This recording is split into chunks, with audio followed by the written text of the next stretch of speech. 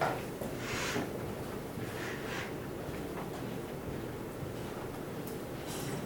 right. Good morning, everybody. How you doing today? Okay, a couple of nods. So I hope things are well. Excuse me. Hope things are well. Is anyone here who was not here in person yesterday? Good morning. Hello. I'm Mr. Hoffbauer. Nice to meet you. Before we get started, I don't know if I mentioned it in this section or not. As a general rule, I'm pretty bad at putting faces to names. From grading all the assignments, I'm going to remember all of your names, and from coming to classes, I'm going to remember all of your faces, or at least the upper halves. But for some reason, there's this weird disconnect in my brain where I have a hard time putting those two things together if I'm learning them separately. And it's made more difficult by the fact that I can't see any details at the moment. But that does not mean I'm not going to try.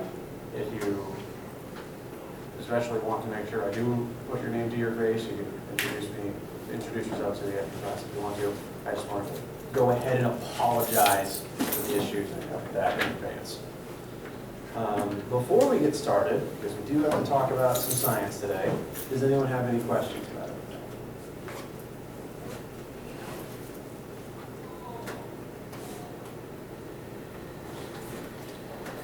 Okay. How has being on campus been for you guys for the past couple of days? Any major hiccups so far? Okay.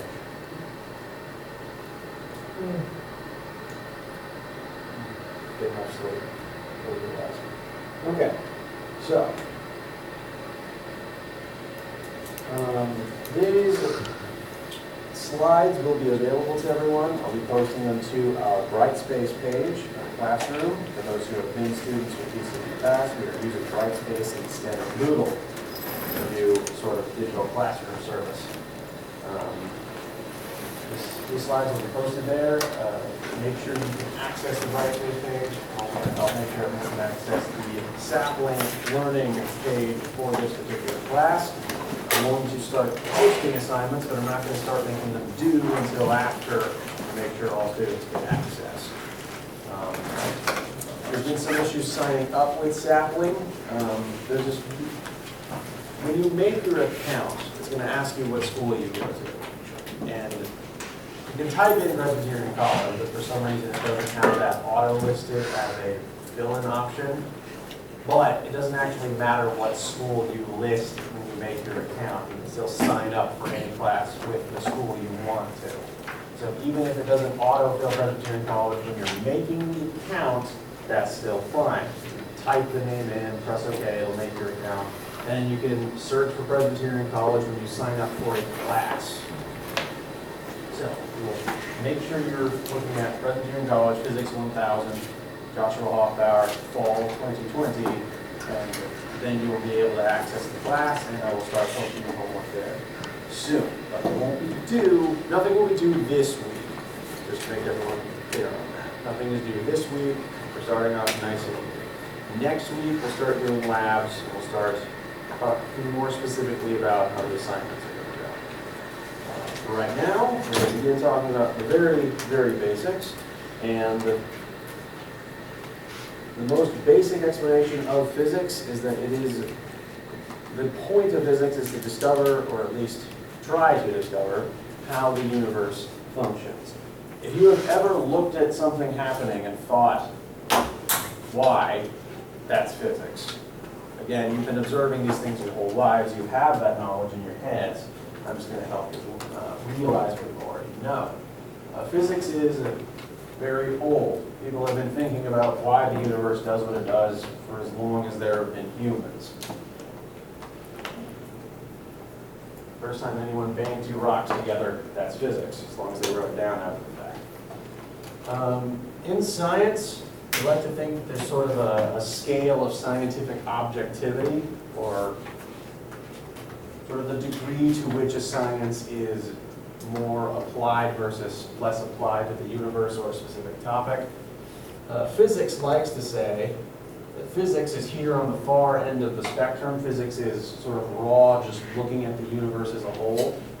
Then you can apply physics to get chemistry, because when you do chemistry, you are using specifically our physical understanding of atoms and molecules and reactions that we got from examining the universe as a whole, and you're applying that knowledge to a specific subcategory. Then you can apply chemistry to describe biology, because what is a living organism but a bunch of chemical processes combined to create the larger whole. Biology can be used to explain psychology, if I can remember how to spell that, because psychology is the study of a specific part and function of the biology. Then, once you understand the human brain in general, like how it works mechanically, you can start talking about sociology, which is the study of how humans interact with one another. This is the study of one person's brain. This is the study of how all persons' brains interact with one another. And eventually you'll get far enough down where you'll end up at the arts, which are one of the furthest things removed from just the pure logic of physics. It's all very expressive, it's based on interpretation, whereas in physics, the data is what the data is, and we then have to figure out what it means. So we have very hard amounts of data here that are facts, but in the arts, everything is up to the user to interpret the meaning of. And people can look at different arts and figure out different meanings, whereas the data usually only points to one correct answer. So this is sort of the scale of scientific objectivity. What physicists like to forget sometimes is that there's an even more objective study, and that's just math. Math is sort of, a pure mathematician only cares about numbers. Physicists will use numbers to describe the universe, and that's what we're going to be mostly doing in this class. Physicists use math as a language to explain the universe around us. And what that means is every formula that you're going to learn in this class is not just, this is what I do with the numbers. The formula can also be read as sort of an explanation of the principle itself. What is, if I could ask really quickly, what's one of the first physics formulas that you can remember popping into your head?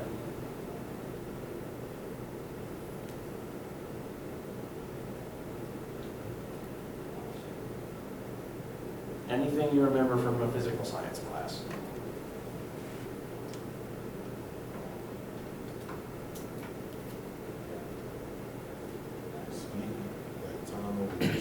All right.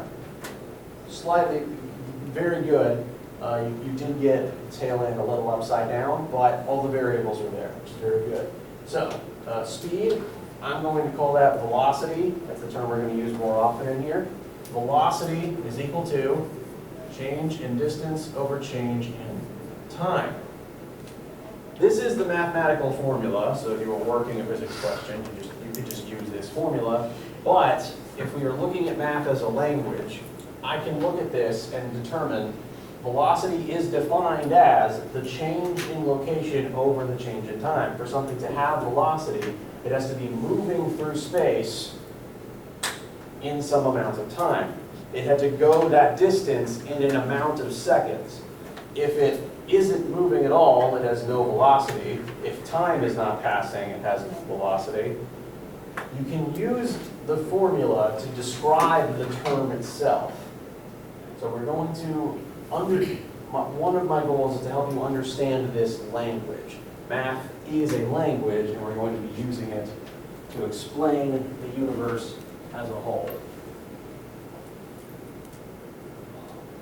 Like I said before, you've all been using physics your whole lives. You have witnessed objects falling. You've observed the phenomena we refer to as gravity. Every time you walk, you're applying some amount of force to move yourself forward, counteracting the friction between your shoes and the ground. Every time you drive, and specifically make a turn, you might not consciously be doing math about how hard you need to turn the wheel and how fast you need to be moving to make the turn, but subconsciously, you, based on your past experiences, are feeling through, all right, I am turning at the correct rate to make this. That's an application of centripetal force. even every time you open a door, doors are one of the easiest applications of a principle known as torque. And I encourage you to try this for yourselves. It's a lot easier to open a door if I put my hand on the far side from the hinge than if I try tapping right next to the hinge.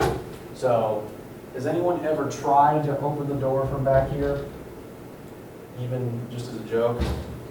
I encourage you to try this yourself just to see the difference in how it feels. But it takes a lot less force to move the door if I push on this side than if I push on this side. And that's because we'll get into the definition of torque later, but for the quick version, the hinges are a fulcrum. And the farther you are away from the fulcrum, the more torque you get. It's the same reason why we use crowbars to lift sewer manhole covers. If you play baseball, literally that is an application of torque. You're going to hit the ball harder because you're using the bat, which has a length, instead of just punching the thing. You've been observing this your whole lives. I'm just going to help you put terms to it. Any questions so far?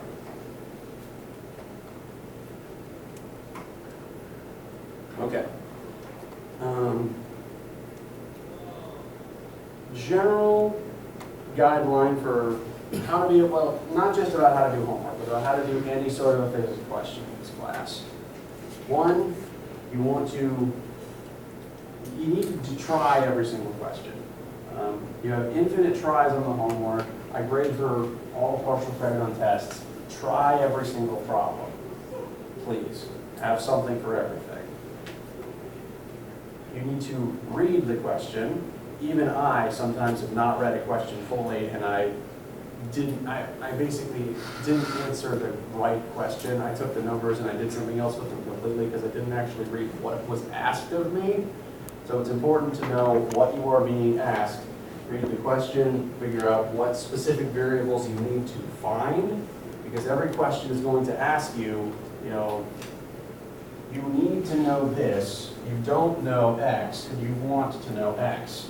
That's a funny looking question mark. There we go. So, by reading the question, you need to know what you want to find, but you can also be given various other pieces of information.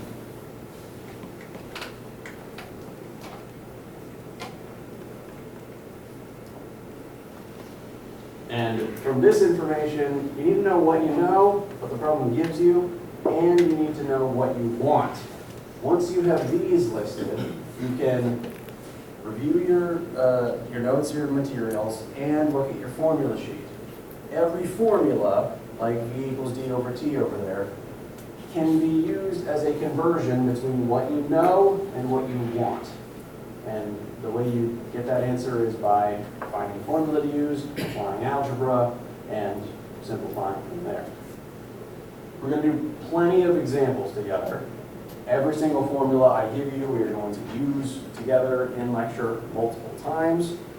We're going to begin slowly with some simple ones like that over there, refresh everyone's memory about order of operations in algebra, and move on from there. Problem solving steps.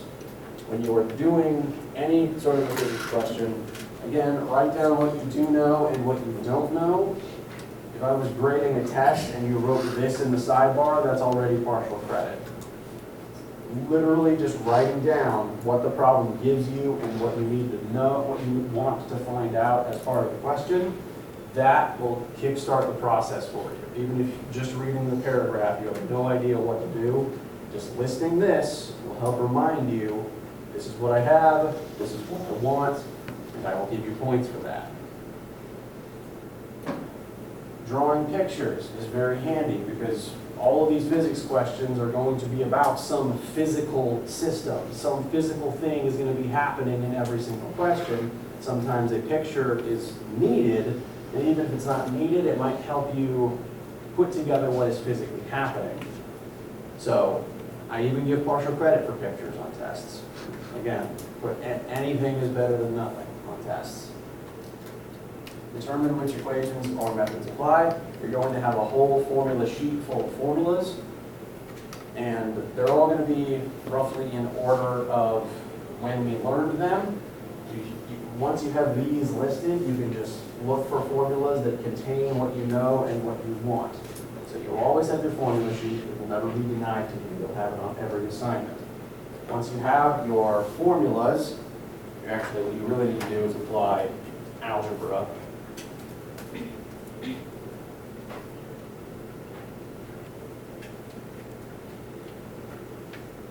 Because this is going to be an algebra-based course for the most part.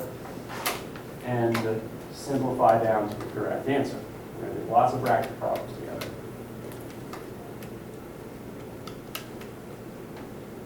Any questions so far?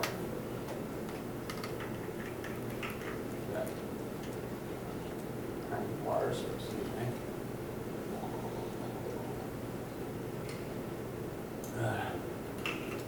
This thing is just wonderful, isn't it?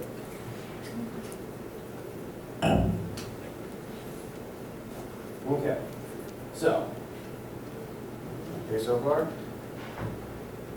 Okay. Thus far, we've mostly just been defining physics and sort of how to do things in the class. Every science class sort of has to begin with the scientific method, because as long as you are doing science, you need to know what actually makes it a science. Keep displacing So, physics is a science. Again, a lot of people would argue it's one of the most objective sciences. So in order to do physics, we have to understand how to do science in general. The scientific method is just a list of steps that we undergo to be able to do anything as scientifically as possible. It's just steps, and you've been following these steps before. You've learned them, you've been doing them on a conceptual level. It's just to do an experiment the best way possible. These are these steps that one follows. Also, I realize I'm putting paragraphs of text on the screen.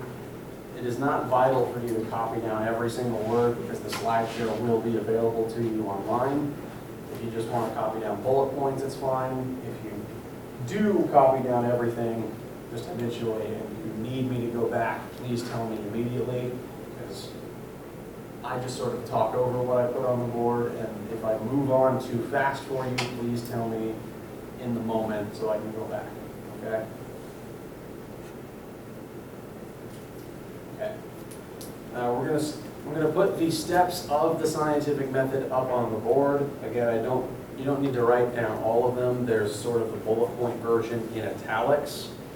So for each step, sort of the word in italics is like the bullet point label of that step, if you just want to write that down.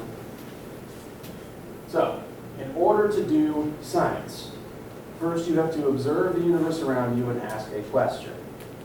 Famously, and the easiest example is Sir Isaac Newton. The legend goes that Newton was outside and observed something falling, an apple falling out of a tree. After observing that phenomenon, Newton then asked a question. Why? Now, Newton was not the first person to watch something fall. Gravity, as a fundamental force of the universe, has existed for, as people understand, as long as the universe has existed. So he is not the first person to watch something fall. But he's one of the first persons to do research into the numbers of gravity, the rate at which things fall, the mechanics of why things fall. So his question was less, oh my gosh, something fell and I've never seen that before. The question was, how can I describe that action mathematically? From there, you have to do research. You have to determine if your question has already been answered. And you guys are actually really good at this step, because every time you've ever Googled something, you've been doing research to see if your question has already been answered.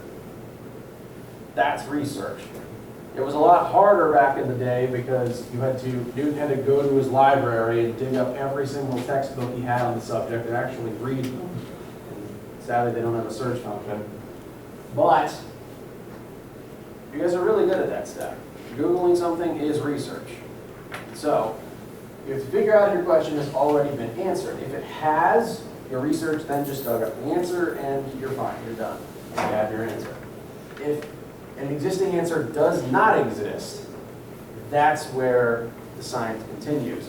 You have to then form a hypothesis as to why you think mathematically, like what you think the answer to your question is. The hypothesis is your beginning idea as to why, as to your answer to the question. And it's important when forming a hypothesis that you include the initial conditions of your experiment. When Newton watched an apple fall out of a tree, it's vital to mention the apple was up here. Now it's down here. In a good experiment, in a good scientific process, you need to know how things started. Say, experimentally, we found something just sitting on the ground. We didn't see how it got there, we just found it there. And our question that we ask is, how did it get there? We don't know the initial conditions of that experiment. There's infinitely many ways that this object could have been put here. You saw me place it here, but any other person coming from any other part of the room could have done this. Hypothetically, someone could have tossed it across the room and it just landed there spectacularly. If someone else walked into the room who didn't see me place it there, they could look at it and say, it's always been there. If you don't know the initial conditions, you can't really make a good hypothesis. Whereas Newton saw and listed, the apple started up here and I observed it go down there. So, a good hypothesis needs initial conditions. All of your experiments need the starting point listed so that you can compare the ending point back to it. Once you have your hypothesis, you need to perform an experiment. And an experiment can be anything, but it's only scientific if you write the answers down. So, anything you want is an experiment. Anything you do can be science as long as you record the data. So, you have to perform an experiment, you have to compare your initial conditions to your final conditions, and collect data. Data is very important. Actually, I need to write the word data in here.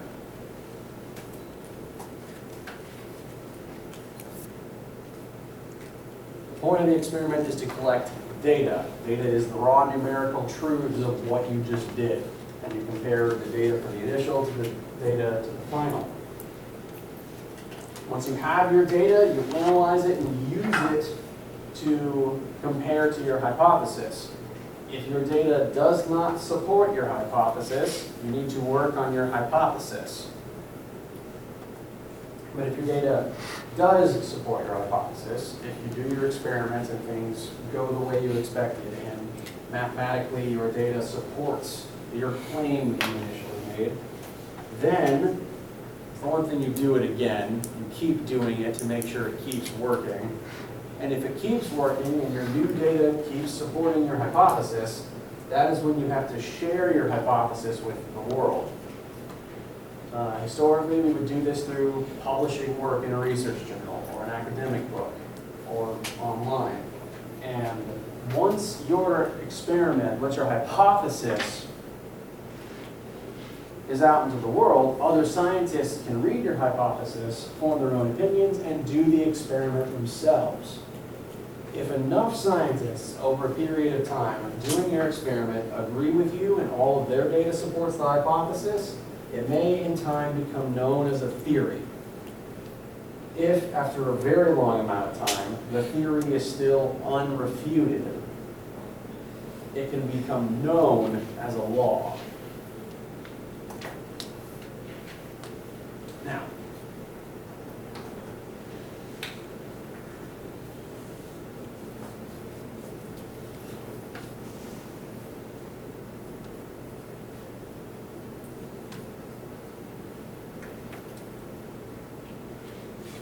these words sort of have a hierarchy intrinsic to them. Anyone can form a hypothesis. You sitting here now can think of one immediately, and any answer to any question is a hypothesis. If it becomes a theory, it has a little more weight to it. For something to become a theory, a lot of people need to have the same hypothesis and it needs to be holding up. And for something to become a law, basically everyone has to agree, yes, this hypothesis, this theory has some weight to it and we haven't disproven it yet. But every single law of physics that a human ever wrote in a textbook had to go through this sequence of events. That means every law of physics that a human ever wrote down began as a hypothesis. And a hypothesis is just an idea that a human had. Every law of physics was technically written by a human being, which means that they are inherently flawed. If I call something a law of physics, that does not actually make it a fundamental truth of the universe. The universe is going to do whatever it's going to do regardless of what we think about what it's going to do. The truth of why the universe does what it does still actually eludes us. Our laws of physics, as written by humans, the way that we understand the universe, that understanding is inherently flawed because we as humans can't really know, observe, and understand the whole universe at all. So all of the laws of physics we talk about here are not fundamental truths. They are just humanity's best guess and understanding at why the universe does what it does. What is true is the data. So when I drop this marker, what is true is we can measure the data that it fell down. But the word gravity was invented by humans. The phenomena is going to happen regardless of what we call it or why we think it happens. But the word of gravity, all of the math that we have for gravity, that has been made by humans. And because it was made by humans, it is inherently flawed. It can be proven wrong. We have had laws of physics that we've realized are wrong and had to go back and fix after the fact. I've been talking about Newton a lot here. Newton's laws of motion are very important from a physics perspective. After Newton did all of his work, Newton's laws were the standard for how we understood the universe for a very long time. We used Newton's laws of motion to describe the motion of everything, not just on planet Earth. We used Newton's calculations to predict the motion of planets in our solar system. And Newton's laws, the math that Newton made, worked 99.99% of the time. There was a very specific case where Newton's laws didn't work, and that was when we were trying to chart the trajectory of the planet Mercury. Every other planet in our solar system that we were mapping, we could use Newton's laws, Newton's math. This is one of those formulas.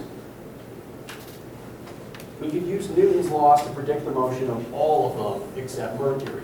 There was something about Mercury that just didn't work with Newton. So it's the sun, Mercury is the closest planet to the sun, and scientists were just stumped for a very long time. Newton's laws were so useful and so important that a lot of scientists weren't willing to admit they were wrong. They can't be wrong if they work 99.99% of the time. What's happening here? Some scientists did the math and figured out that their calculations might work if our solar system had an extra planet in it. The way that gravity works, and gravity is what's going to affect the orbit of the planet, gravity, all objects have gravity, including the sun, Mercury, Earth, and this place, this mystery planet.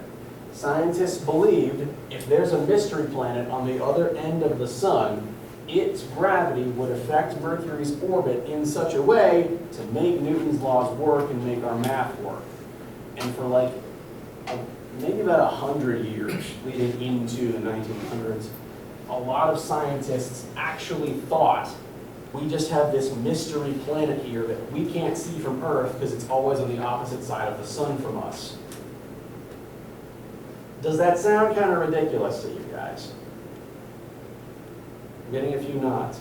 It does sound ridiculous because it is ridiculous. We know there's not an extra planet there. There's no planet just mysteriously on the other side of the sun from Earth at all times. We've sent probes there. We've sent telescopes beyond the sun, and there's no mystery planet. But because a lot of scientists weren't willing to admit that their laws could possibly be wrong, a lot of scientists thought it had to be there. They put it on maps, they put it on star charts, and they even named it. They named it Vulcan, which famously went on to be what the creator of Star Trek named Spock's homeworld. So, planet Vulcan almost existed. No idea whether or not any Vulcans actually lived there. But this was a real thing for a long time. People were so married to Newton's laws and not willing to admit they were wrong that they just forced this to work. And then we found out it was wrong. They had no idea what to do. Then Einstein came along, and he proposed theory of relativity, which then fixed the problem with Newton's laws. With Einstein's work, we now understand why Mercury's orbit couldn't be calculated. And to make a very complicated answer short, the sun's immense gravity is affecting time on planet Mercury. So, I don't want to bog you down with that too much, because that's advanced physics, but fundamentally, gravity affects the passage of time. And because Mercury is so close to the sun, we couldn't track Mercury's velocity because time on Mercury is different, which Newton had no concept of. There's no way Newton's laws could have accounted for that. Einstein's work had to account for that. And then our laws of physics changed. We replaced some of Newton's laws with Einstein's laws. And even now we're still improving Einstein's laws with work into quantum mechanics. So, the laws I'm going to teach you are our best guess. In a couple decades, we might have something better. I just want to, it's important to understand what the truth is here. And the truth is the numbers and the data you collect, because that's based on the physical reality. Physics is just taking those numbers and trying to think of our best guess as to why. Any questions so far?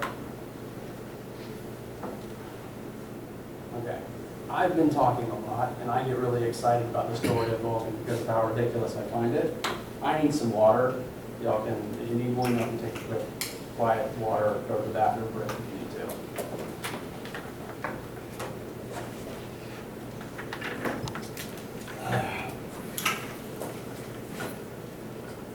Hope everyone's having a good day.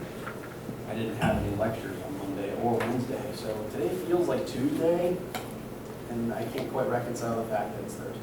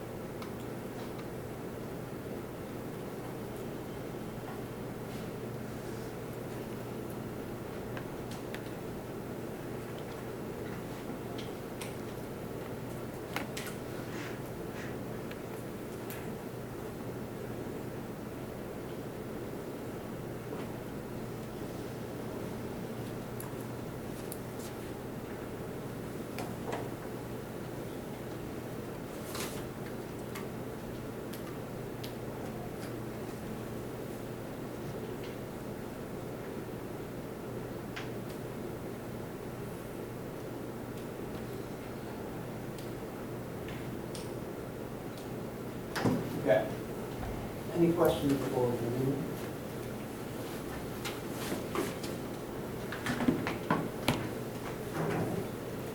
So,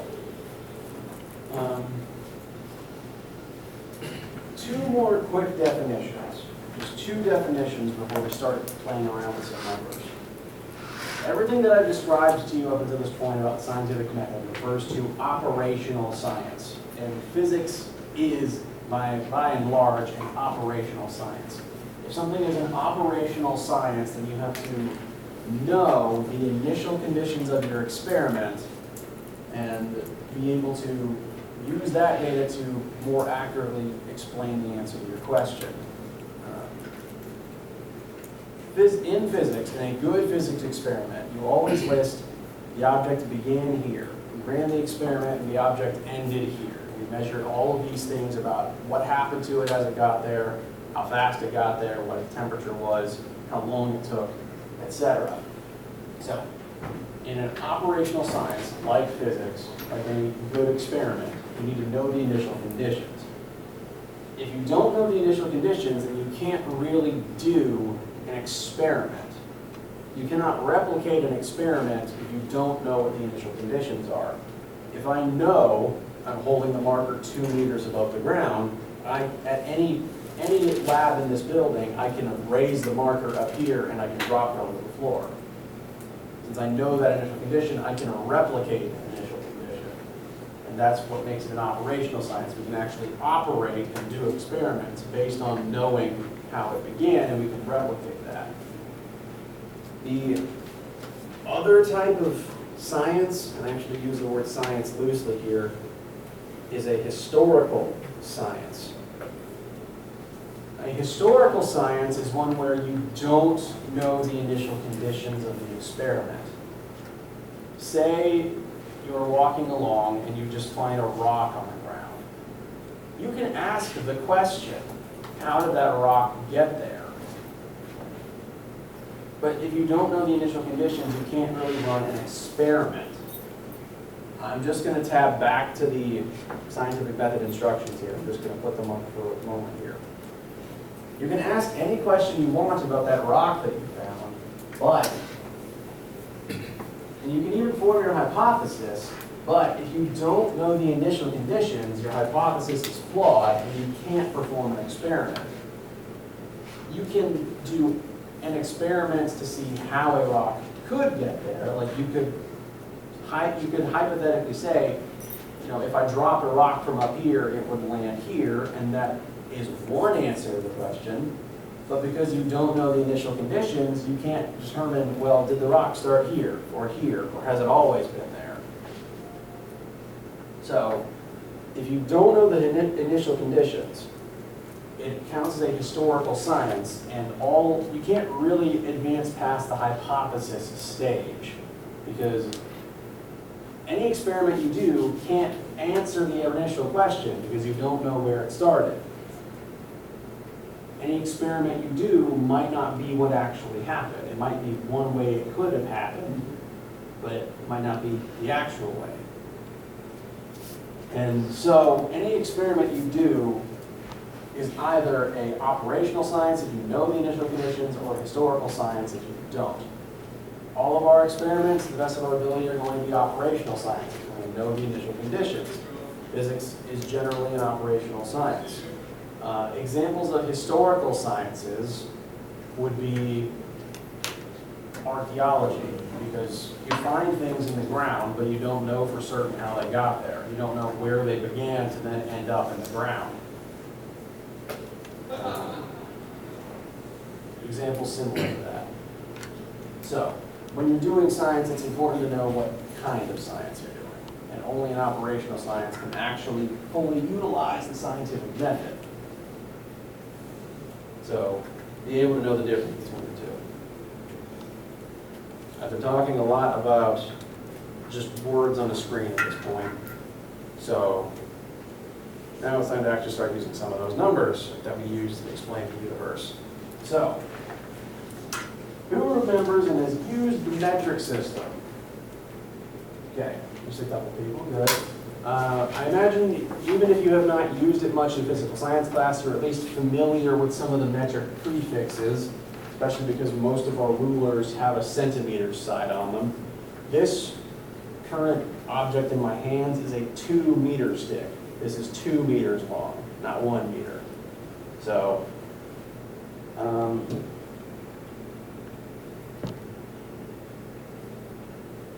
so if I asked you guys to measure what is the distance between, say, me and that wall, what unit would you instinctively try to measure that in? Okay, feet. We in the United States mostly use the imperial system of measurements. And the imperial system uses measurements like feet. What are some other imperial units of measurement? Meters. Okay, we got inches. Meters is actually a metric unit.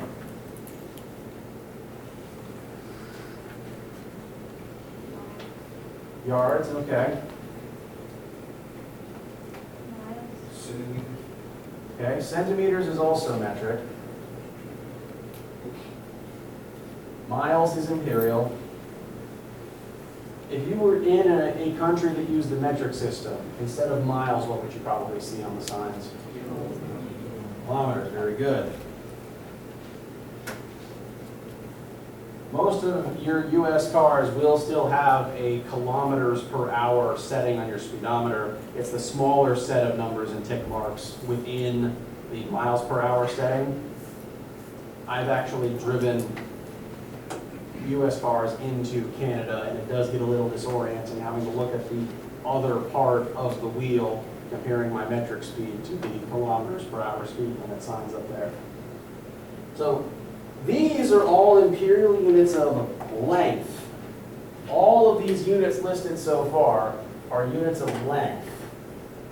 And these are all metric units of length. A unit is just a predefined amount of something. And you can invent your own unit if you wanted to. If I try hard enough, I could invent the unit of, this is what 1 Hofbauer is in length, as long as I defined what 1 Hofbauer was in conjunction to some other unit.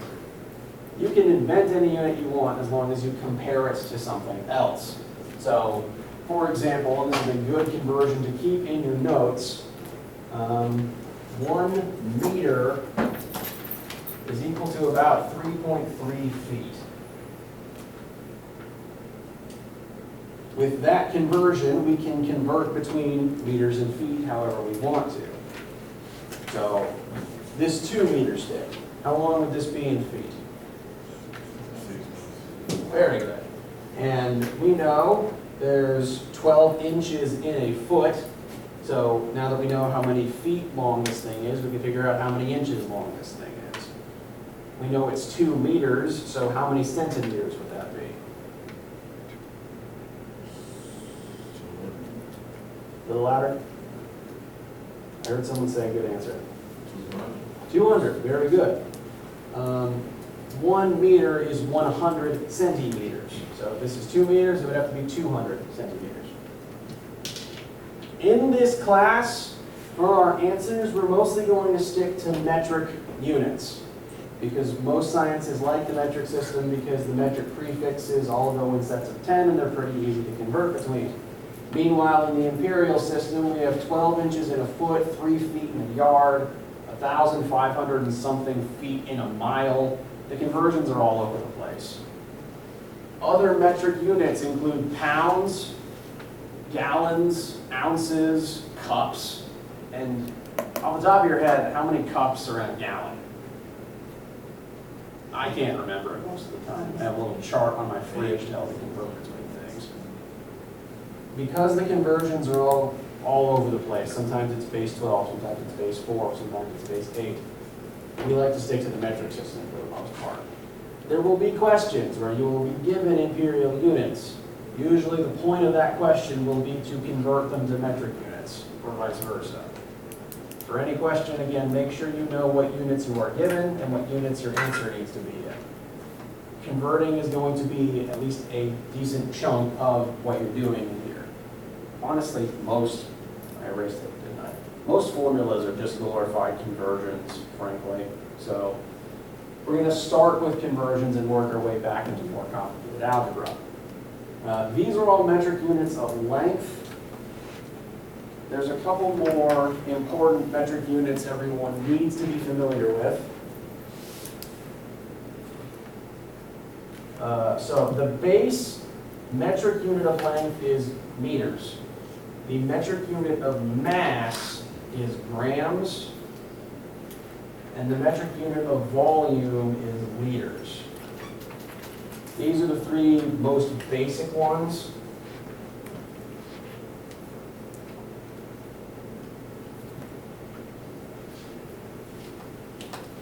Length tells you how physically far apart two things are. Mass tells you how much matter is contained within an object. For example, I have a mass of about 100 kilograms. That tells you that there's that many subatomic particles worth of material inside of my body. I want to go ahead and make an important distinction. Mass is different to weight. Weight is technically the force of gravity acting on me. Force and mass are different things. But that'll come up more when we actually start talking about how to calculate weight. Volume is defined as the amount of three-dimensional space something takes up. Length is one-dimensional. It's just how far in one axis are two things from one another. But volume is three-dimensional.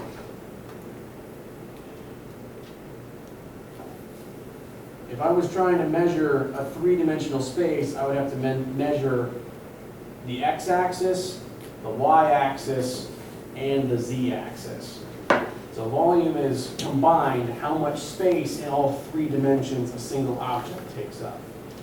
In metric, we use liters for that. Sometimes we use meters cubed. The imperial unit that is most often used is gallons. A gallon of gas is a certain volume of gas. It takes up a certain amount of space. And like when you get a gallon of milk or water at the store, that gallon is a predefined size, amount of material. Well, okay, so I'm going to circle these three in red. These are the three most basic metric units.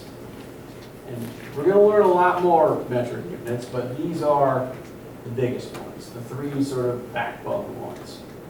And they're the ones we're going to start with for the most part. So, the metric system is comprised of these units, these basic units, but also this series of metric prefixes. This is the set that most people are most familiar with. Does anyone remember the mnemonic device that we use to remember this little song? Is that my computer? Okay. There was a saying that I learned in probably middle school. King Henry died by drinking chocolate milk. And that's just to remember the order of these basic 7 units. That base block here in the middle, base represents the standard unit. So this is where meters goes, this is where grams goes, this is where liters goes. 1 meter fits comfortably right here. I realize I should have actually brought in a 1 meter stick instead of a 2 meter stick. From my hand up is 1 meter. We're going to be using, this is our unit a lot. So this is 1 meter. Now it would be a pain to measure the entire universe just in terms of meters, because if I was measuring something tiny, I would have to write down like 0.03 meters. If I was measuring something huge, I would have to write an absurd amount of meters down, which is why we have these metric prefixes. If I was measuring something about this big, I could write, 0.05 meters, but what else could I write?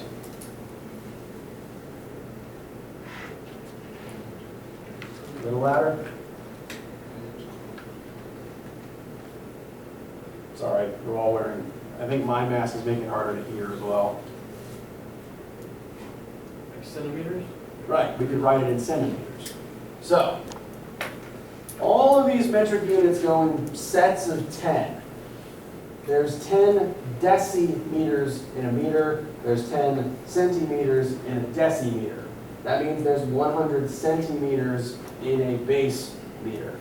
So, and realize that we're about out of class time, so this will be the last thing we do. This is our first conversion.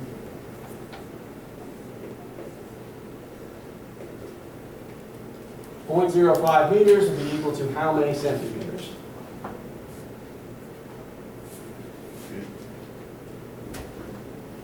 Not 50, 5. Now, excuse me. All of these are 10 apart, so if you're going to the right, then you're going to move the decimal point to the right. So if I'm converting from base to deci, that's one jump to the right, and so then I'll move the decimal point one jump to the right. So 0.05 meters would be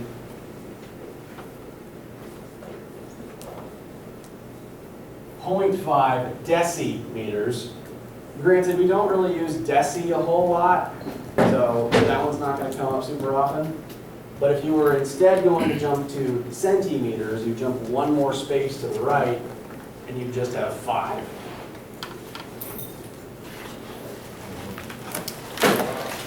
Okay, that was a whole lot of talking. I think you're going to have to be able to do that. We do have a lecture tomorrow. If you cannot make it in person, that is fine. You can watch the recording because I post them. Tomorrow, we'll do more conversions and getting some more sample math.